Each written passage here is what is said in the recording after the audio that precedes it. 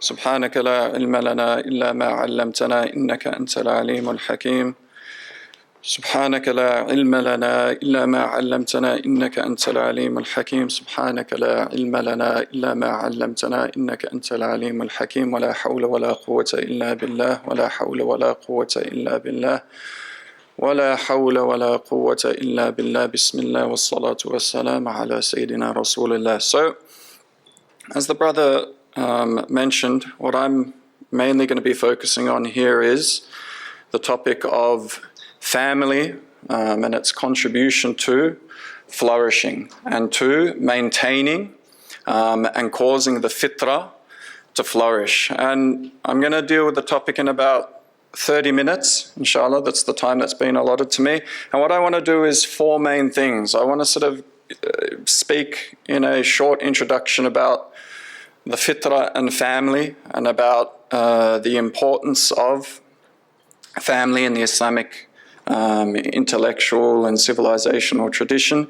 Then I want to talk a bit about what the family is in an Islamic sociology. You know, sometimes we can, as a consequence of growing up in a Western society, think about the family in very narrow terms. Maybe it's just the nuclear family, but I want to talk about a couple of institutions that are important to our understanding of the family. Extended family, for example, what I'll call the household system, the neighborhood system, so a supportive community around the family. So in the second part, I'll talk about these types of normative, these types of institutions that ideally should be how we understand the family. And then I'll talk about flourishing in the family, what that looks like. I'll talk about some values such as ulfa, that ideally what we want to see in a family is ulfa, which is a broad term that includes things like love, affection, mutual solidarity,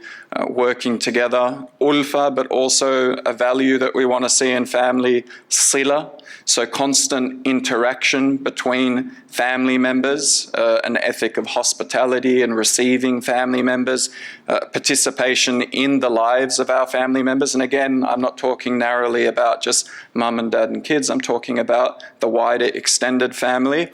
And maybe we can get to some other values such as justice and excellence. And then I'll sort of talk about how this is breaking down a little bit today, and I'll mainly talk about that in terms of individualism and its effect on family, its effect on breaking down the ties between members in a family, and maybe people not understanding themselves in terms of shared goals and flourishing of the family, but now wanting to be sort of individuals that maybe pursue more of their own personal and self-interest. And then we'll talk a little bit about some solutions, especially as it pertains to the local Australian community, how we can maybe take some small steps to getting back to that ideal form of family, extended family that enjoys ulfa, enjoys sila, so on and so forth. So,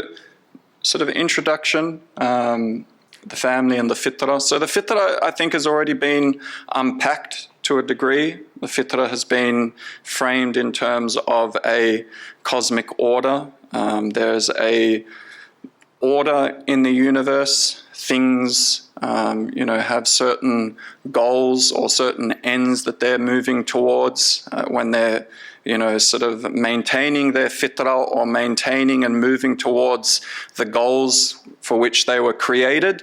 There's harmony.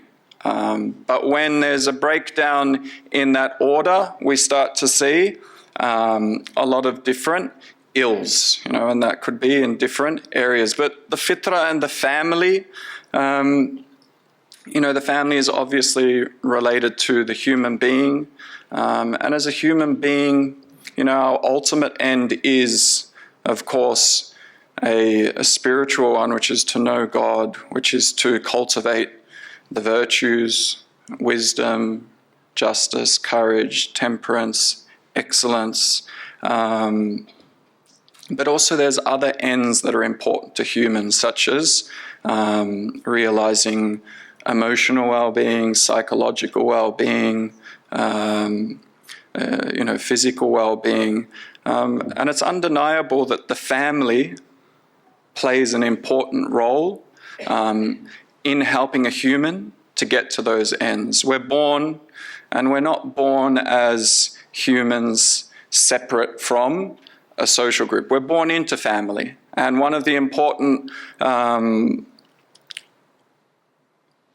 functions of the family, or some of the important functions of the family, for example, is to provide emotional security to a child, to the members of the family, is to happiness, is to provide physical security, but is also to start the child and help the family members down that road, especially towards the human spiritual end. So the family plays, or should ideally play, an important role in starting the process of cultivating virtue in a young child.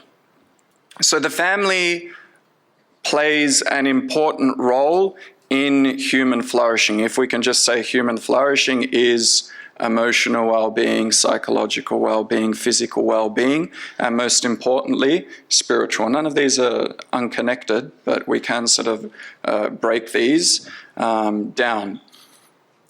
And the fitrah, obviously, in a human being is susceptible to being corrupted. You know, God creates us and he gives us certain faculties. So he puts in the human being, certain appetites. We have certain desires for things, but he also puts in the human being something important, which is intellect and will. And usually, unless there's some type of cultural influence, there's some type of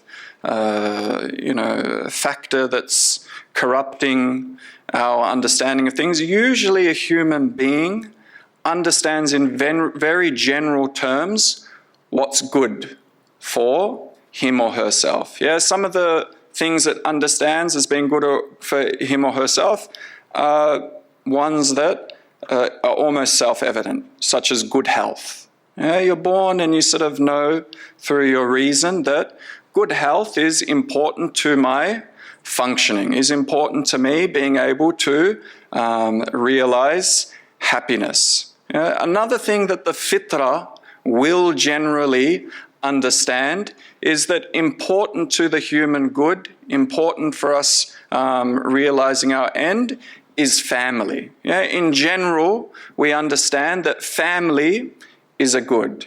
Family members, usually because of the ties, the blood ties, they have an instinctual, desire to take care of us. Think of a young baby coming into a family. There's the mum and dad. They have this strong drive to take care of the child, to make sure that it realizes its fullness, its potentiality, emotionally, spiritually, so on and so forth. So the fitrah in the human being, if we talk now more as the fitrah as being what reason can discover by itself, in particular as it relates to certain goods, health is good for me, family is good for me. Humans know in general, unless, as we're going to see, there's certain corrupting influences, they know what's good for them. But what does the Sharia do? The Sharia comes, the Sharia is sent, Islamic ethics and law, and it shows us exactly how to realize those goods. We have a general understanding that family is good for us, but the Sharia will come to us and, for example, draw our attention to the fact that, look, when we're talking about the family and good relations in the family, we're not just talking about the nuclear family, mum and dad and kids. We're talking about actually relations and sustained relations between the extended family, your uncles, your aunties, your cousins, your grandparents, so on and so forth. We might have a general idea about, family within the members, there should be certain types of ethics they abide by, that they should be good to each other. But what are the details? So the Sharia comes in order not only to confirm for man what is the good, what is in line with his fitrah, but to elaborate and guide him, in detail about what it would mean to have a flourishing family. So, that's the broad relation between the fitrah and family. The family plays an important function in helping us to realize our fitrah, if our fitrah is understood as our emotional well-being, our psychological, but more important, our spiritual well-being. Just to sort of emphasize this again, what does family provide for you in general? It provides for members companionship, ideally. It should provide for family members warmth, security. But one of the most important things that it should provide is it should be helping children in the family and other members, like I said, to start to cultivate virtue. The role of the family, one of the most important roles, is to prepare children, start to encourage and cultivate in them the virtues, so that that process of developing virtue and perfecting virtue and knowing God is then completed in other institutions in Islamic society, like with the Islamic scholarly class or the masjid system. The family should start the child off on the right road, start to put into this child things like mercy, compassion, justice, honesty, and then the child comes to the masjid receives the child, receives an intact fitrah that it can extend, and that it can help to fully complete its end. And, just very quickly, this is very clear in Islam. Whether you look at the Quran or Hadith, there's a lot of texts that relate to the importance of family. Some Orientalists and non-Muslims who looked at Islam, especially when Europe came into contact with the Islamic world, and they sort of got their first exposure to the Quran. One of the things they noticed, and one of the things they were critical of, is why is the Quran speaking so much about family? Why is it dedicating, for example, whole chapters such as Surah An-Nur to discuss family? And the reason why the Quran and Sunnah stressed and emphasized family so much is because obviously God, as the creator, understands how important family is to our well-being, and is to our development, and most importantly, is to our ultimate end. So it's no coincidence that the creator of man, who knows what's good for him, would spend so much time in the Quran and through the Prophet ﷺ, focusing on the reform of the family. And we can see this, after scholars had a couple of centuries to fully contemplate the Quran and Sunnah and its higher objectives. What do we see? We see scholars saying that one of the higher objectives of the Sharia is the protection of progeny and family. When the scholars looked at the Quran and Sunnah and they were looking at it, okay, what is it talking about? What is it stressing? What does it focus? They noticed that it's trying to protect the aql, intellect. It's trying to protect wealth. It's giving different laws, different ethics to be able to manage these things, but also it's trying to nourish and bring to fruition family relations and to protect the family.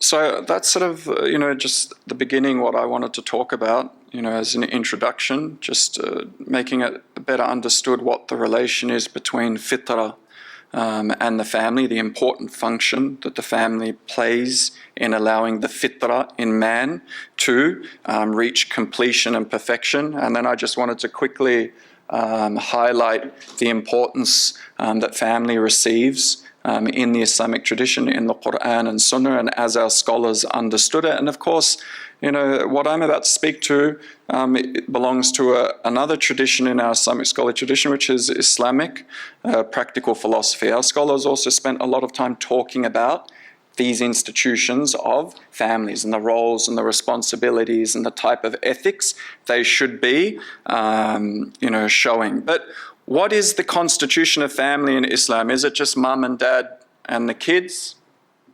Is this how we understand the family?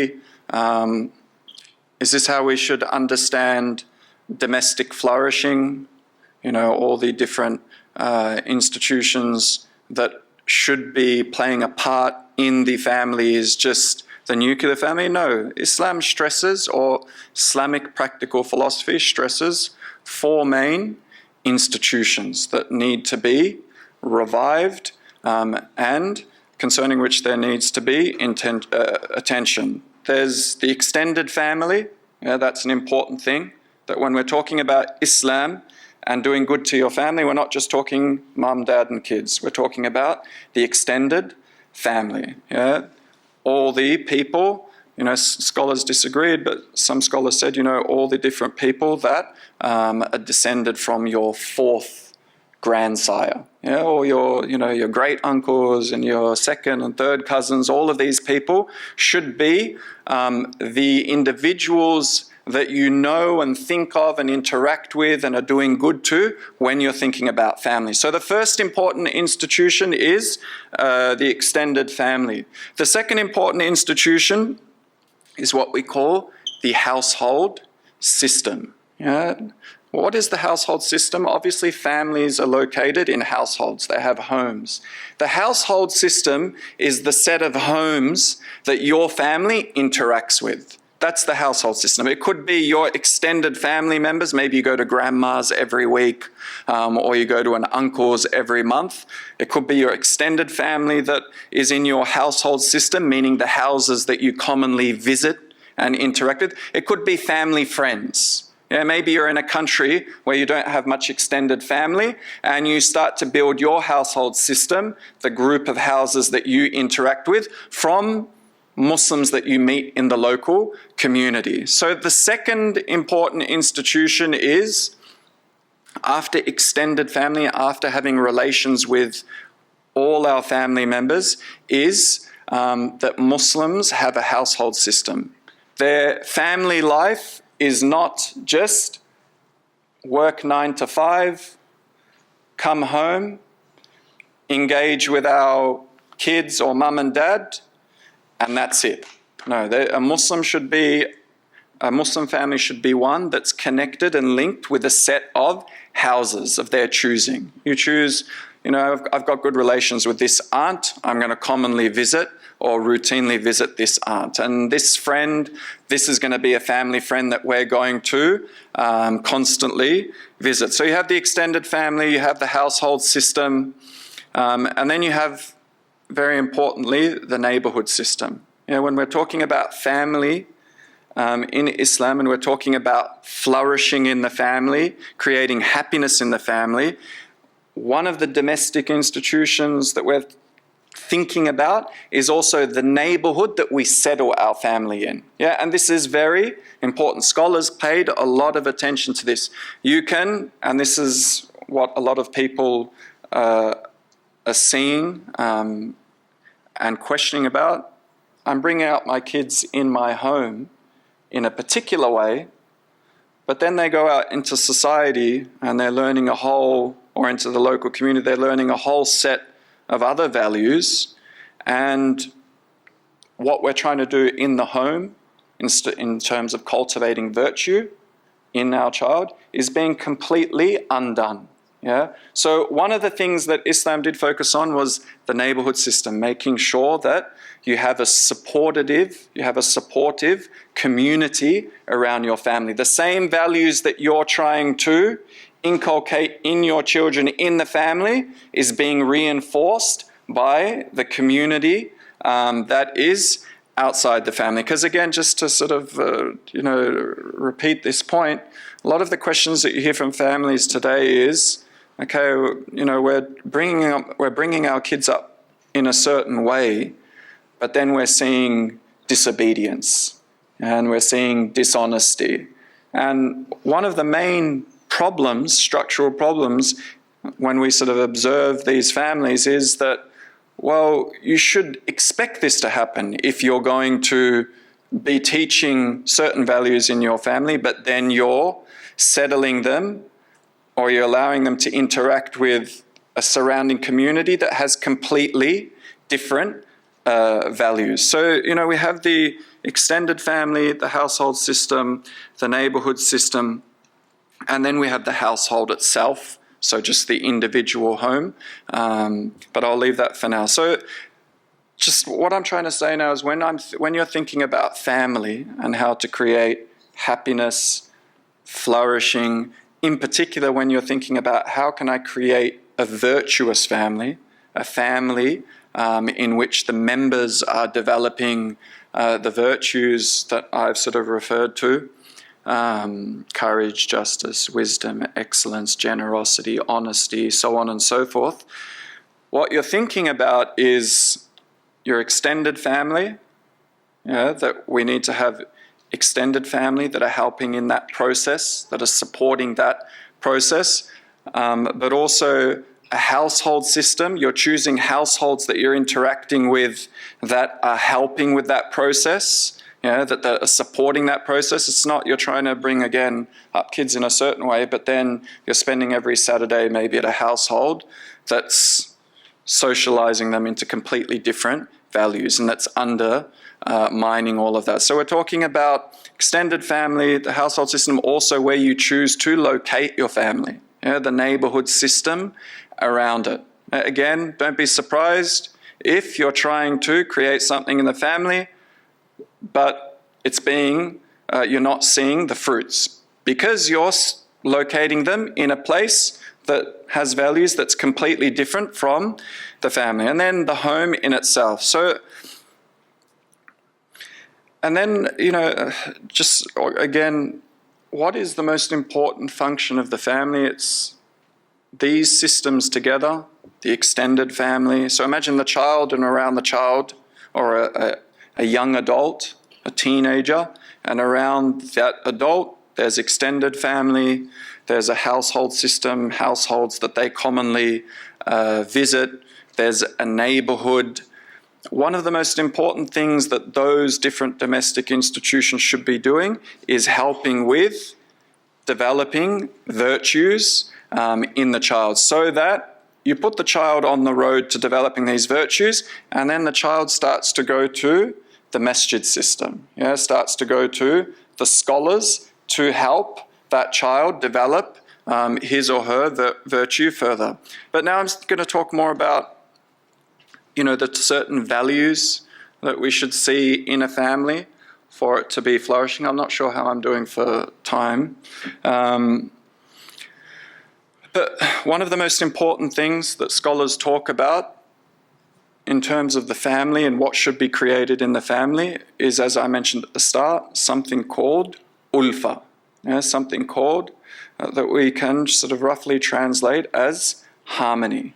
We want a family that in which the members have affection for one another, but not only affection for one another, that affection is shown. You've got many situations in which you've got a family and maybe everyone loves each other, but they don't know how to show that love. For example, ulfa is about being able to not only foster that affection, but for those family members to be able to show that affection. And ulfa, connected to it, is what we call ulfa practices. The Prophet Muhammad sallallahu alaihi wasallam came and he modeled the types of behavior that should be exchanged, should be shown between family members. Smile at your family members. Give salam. Give gifts. Say kind words. Don't do something that maybe is injurious or disliked to a family member. Purposely do that when you know that that's going to create a certain level of maybe even animosity. So one of the things we're trying to create in the family is ulfa. And obviously, I think especially the older generation, maybe that have come from Muslim countries, They're a bit more aware of the type of ulfa, of cohesion and harmony that families show in traditional societies. For example, it's dinner time, very common in those type of societies. Everyone is eating dinner together, and even in those societies is eating dinner from one plate, one big plate. That, sort of moment of eating and sharing food was a very social moment. It's very different from today, where you sort of find maybe this person is eating with their plate over there and there, and maybe one takes their food to their room, or Mum, I'm not going to eat now, I'm going to eat later. And there's almost this estrangement. No, in Islam, part of creating ulfa, part of creating harmony and good relations and cohesion is for us to understand what are the type of practices that create it. Is to get family together, is to go out together, is to, sort of organize activities for the family, is for the family, like I said, to, especially, and this is from the parents, to be modeling for their kids. You see that someone in the family, you smile, you say a kind word, you do a dua. So the first thing, I would just say about flourishing in the family and creating that environment, and I hope it's a word that sticks with everyone, is that one of the goals of the family is that we need to create ulfa. We need to create that harmony in a family. Now, and when I'm talking about ulfa, of course, I'm talking about within your home, but also within the extended family, also within your household system. Another important value, ulfa one, another important value is what we call sila. And this relates more to your extended family. Sila involves visiting your family members, involves making them a part of your life, involves doing good for them. You have a situation, I'm not saying this is universal, everyone is suffering from this situation, but you have a growing situation in Muslim families, especially the newer generation, where they don't visit their family members much anymore. They don't, occasions maybe in which the family gets together, maybe is Eid, maybe one of the Eids, but there's no longer, as again you would see maybe in a traditional Islamic societies, weekly or maybe, every 2 weeks, or gatherings where everyone gets together. And people don't understand, and as part of doing good to their family, going and making contact with their uncle or their aunt. Like I don't necessarily have to wait as an individual in a family for my whole family to go and visit my uncle. I could go and visit my uncle by myself. And what's my understanding? My understanding is that's part of my extended family, and Islam encourages me to establish sila, good relations. The Prophet Muhammad in one hadith, he says, learn about your lineage, who your grandfather is, your great-grandfather, great-grandfather. Learn about your lineage so you'll know who you are meant to be doing sila to. So you know who you're meant to be visiting. And again, I just want to stress this point, going back to the issue of fitrah and goodness.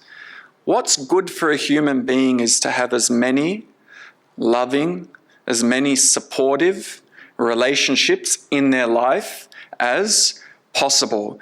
And generally speaking, the people that you're going to find have that most sort of natural, instinctual desire to do good for you are your family members. And what Islam comes to do is say, don't just think your family is your mum and dad and your kids. Your family is this whole extended family, and what we want to do is within that extended family, within that group of people who have those natural feelings and desires to do good to you, we want you to be interacting with these people. Especially think about the child. We don't just want the child to be receiving love from mum and dad. We want the child to be receiving routinely love from the uncle, from the aunt, from the grandparents, the cousins. And this is important to a young child. For a young child, especially as our scholars said, in the first 7 years Yeah, the scholars, when they talk about the development of a child, they talk about the first 7 years of muda'aba, of play, the second 7 years of ta'deeb, of teaching the child adab, and then the other 7 years of suhbah, of starting to treat the teenager, a person we call a teenager today, as a young adult, yeah, as a peer in the household. But in the first 7 years, what is desirable in that first 7 years of the child's life is for them to have as many loving relationships in their house, in their life, as possible. And that's really not going to be created if you have a situation in which it's only mum and dad, and then maybe the child's going to kinder or something like that. No, you want a system in which that child is being exposed to the love, natural love from mum and dad, again, like I said, uncles and aunties, grandparents, but that can only happen if there is this ethic of movement in this household system. You're constantly visiting and doing what we've been talking about, sila. Now, I'm not sure how I'm doing for time because I don't know exactly when I started and how long I've been talking to. Is there a timekeeper? Keep on going, yeah? Okay. So, but do you think I have like roughly 10 minutes, or have I been going for, do you know? 10 minutes? Okay. You know, another important thing we've talked about, the family, and for flourishing to occur, for there to be ulfa, harmony, for there to be an ethic of sila, and for us to be modeling this to our family members, sila, hospitality and receiving and visiting. Another important thing is for the family members to know their primary roles. Yeah? You know, again, this received a lot of attention in what we call tadbir al-manzil. Our scholars like al-Iji and al-Dawani and al-Dahlawi, all these scholars, they started to write on how to properly organize, to manage well a household, and what were the roles in the family. And, you know, just very broadly speaking, in order for there to be, you know, especially in the Sharia, you know, for these type of things to be realized, ulfa, and for there to be hospitality and movement all the time, there needs to be certain members that are dedicated to this area in the family, you know, to taking care of kids, to receiving hosts, receiving guests, to hosting other people, to showing warmth, love to the family members. And Islam, in line with the fitrah of human beings, largely gave this role to women. Women tend to show certain qualities, you know, such as mercy, you know, show certain qualities such as warmth, show certain qualities such as understanding. These type of qualities tend to be more prominent in women. And it's for this reason that, again, if you look at traditional societies and if you look at the time of the Prophet Muhammad ﷺ, you see that women are playing a huge role in this activity that we're talking about. Now, of course, today you say this, and in many people's minds, people start to think, oh, so what you're saying, just women in the house, and isn't this oppressive?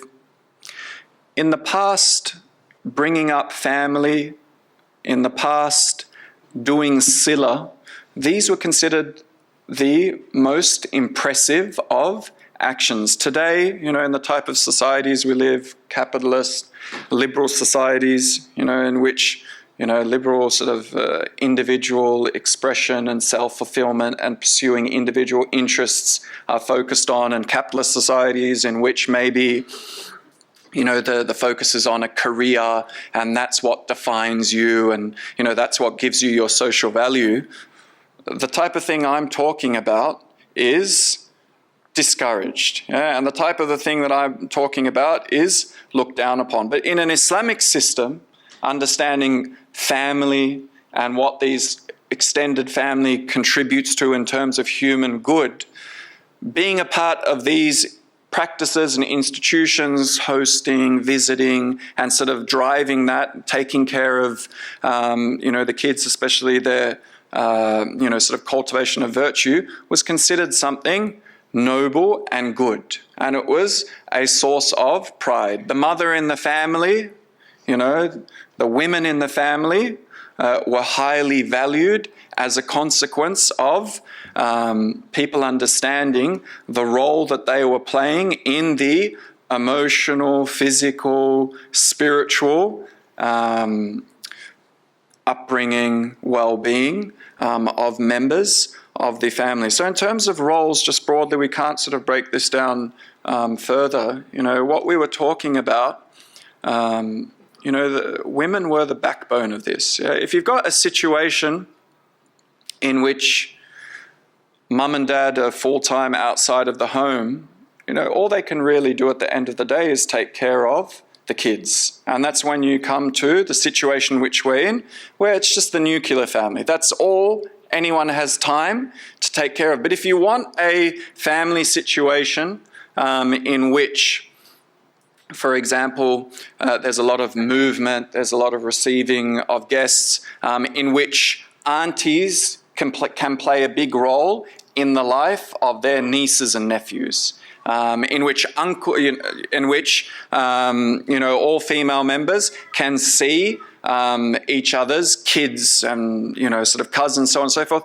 You need to be free. You need to be freed up for a certain amount of time. If all your energies are being invested into one thing, which is living, and we can talk about this a bit after, and career, then there's not going to be the type of time that is even needed to be able to maintain relations between extended family, to be able to maintain this ethic of sila. And like I said, what Islam especially wants to do is, especially for the children in those first 7 years, is to have as many loving adults, as many exemplifiers of good masculinity and good femininity as possible in that child's life. In Islam, the basic and most important social unit in society is the family. Now, what happens today is the family becomes secondary to economic imperatives. It's no longer the most important thing in society is the family, and there's an understanding that the family and happy, loving family is what's going to be of the most good for you. It's no, you're going to achieve your fulfillment, you're going to achieve your potential through engaging in the labor force and being out there, and a career. Career is what's going to bring happiness to you. No, in Islam there's a slightly different understanding that the thing that's going to bring you the most happiness is loving relationships. And in order to maximize that, there needs to be these groups, extended family, interaction with the local neighborhood, interaction with other households. And of course, the men, are primarily charged in Islam. What's their role? Is also to participate in everything I've just been talking about, but to, just to maintain the physical, economic security of the family, to get an income. Now, of course, I'm very aware of, that this is becoming something unrealistic. I've been talking with brothers this morning about how much the cost of living has gone up and how that's forcing, both parents out into, the workplace and away from the family and away from creating these type of things I'm talking about. But what is very important for us to understand is just to understand what the ideal is, and to understand how Islam envisions how a society should be ordered. The family is primary. And the economy is only engaged with to the degree that we need to earn money to sustain the family. But we want to, the most important thing is to create a loving family. Again, why? Because it's going to help us realize the fitrah. Yeah, it's going the emotional well-being, the psychological well-being, the spiritual well-being of members. I'm not sure how much. Is that it? Okay, yeah. So, I mean, I did want to go into quite a bit about individualism, because individualism is one of the major things that's causing breakdowns in families. You know, people's identity are no longer the most important thing is my family and what are we doing as a family, and sacrificing certain personal goals for the betterment and the ultimate good of the family. You know, there was this trend in Western society in the 1800s, 1900s. We started to see a breakdown, even in Western society, of this type of ethic. And what was starting to replace, you know, this order was a new understanding of man. That man is an individual, and he's sort of born, and you know, he's autonomous, and he's competitive, and he's got certain, you know, just certain desires that he wants to fulfill, and everything should be broken down that stands in the way of those desires. And you know, just over the, you know, sort of the, you know, last 2 centuries, but more in the last 30 years, there's been a rapid breakdown in the family. Yeah? In people imagining that one of the most important things that they want to realize in their life is a happy family. And again, I mean a happy extended family, a happy household system, which requires a lot of time, to be invested. You know, this individualism, liberalism, and this concentration on the individual and you realizing your own personal, you know, sort of fulfillment and expressing yourself. It was a strong idea, like I said, for the last 200 years, but particularly in the last 30 years, it's become even stronger. Why has it become stronger? Because it was an idea for the first 150 years or so, but family was still strong in the West. Religious institutions were still strong in the West. What we've seen in the last 30 years is all of these institutions, these bonds have been broken down, and now we're seeing the logical conclusion of individualism. Just make sure you're the most important person and you're fulfilling your desires and you're reaching your fulfillment. And unfortunately, really all of that, that really just amounts to material enjoyment, invariably. But, I think we can move on to the Q&A, and then, we can start to talk about some solutions. I didn't talk about this, get to it. But are there any questions? Let me just refresh the...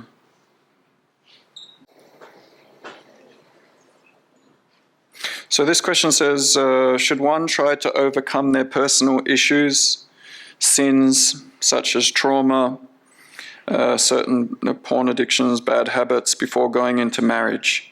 We hardly get told about working on ourselves, and instead on how we can resolve all our issues, just through marriage. So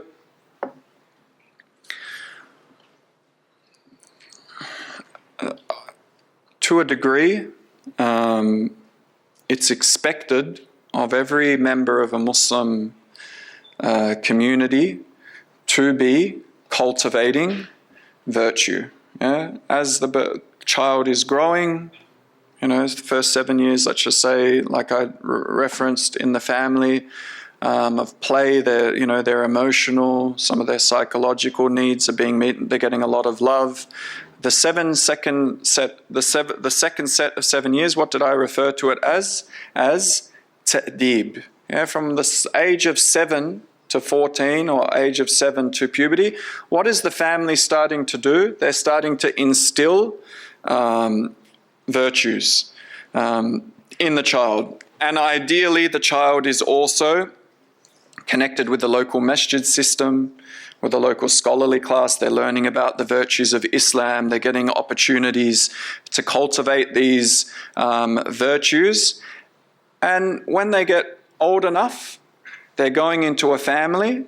And to a degree, they've started to develop the virtues, yeah, and they also, most importantly, is that they understand that they must work on completing those virtues for their whole life. Yeah, this is very important.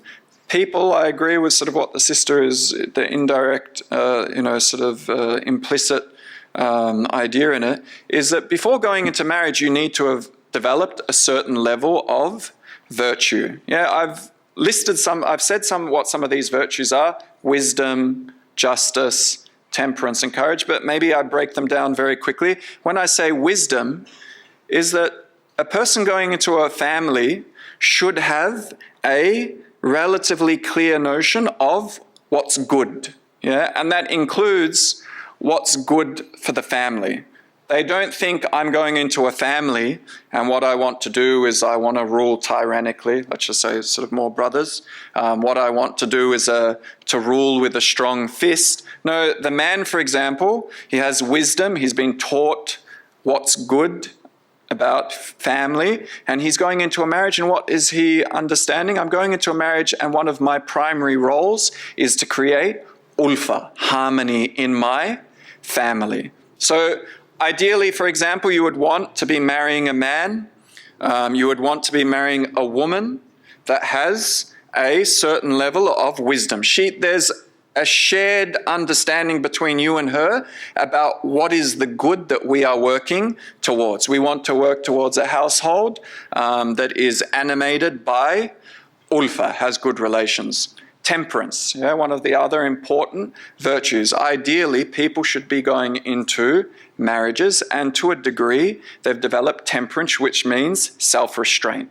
Yeah, I've got certain desires that I want to fulfill, but through habituation, through developing virtue, I can control my desires. Yeah, this thing I'm going to do is something that's going to be injurious to my family, watching certain things, yeah, a certain addiction.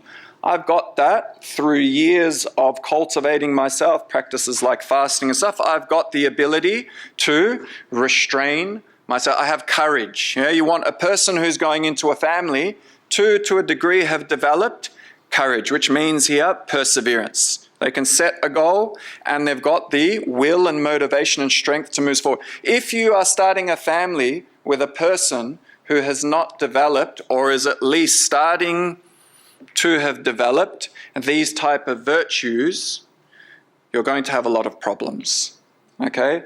And so my advice would be, yes, before you start developing or thinking about establishing a family, is most definitely understand what the virtues are and start to work towards developing them. Because if you don't have wisdom, you don't know the good, you're going to set bad goals in your family. If you don't have temperance, you're not going to be able to control your desires when they conflict with what you know you should be doing. What is the good? I should be spending my money on these things in my family, but I want to spend them on my own personal desires. If they don't have courage, again, individuals are not going to have the strength to work towards, and perseverance to work towards the good when they encounter difficulties and obstacles. So I only really have time to answer that. There was a lot of questions. I don't know if maybe, inshallah, I can get them after and then write some replies. But I'll stop there. Jazakumullah khair. And if there's anyone who wants to come up to me, and ask those questions, they can do that. Wassalamu alaikum wa rahmatullahi wa barakatuh.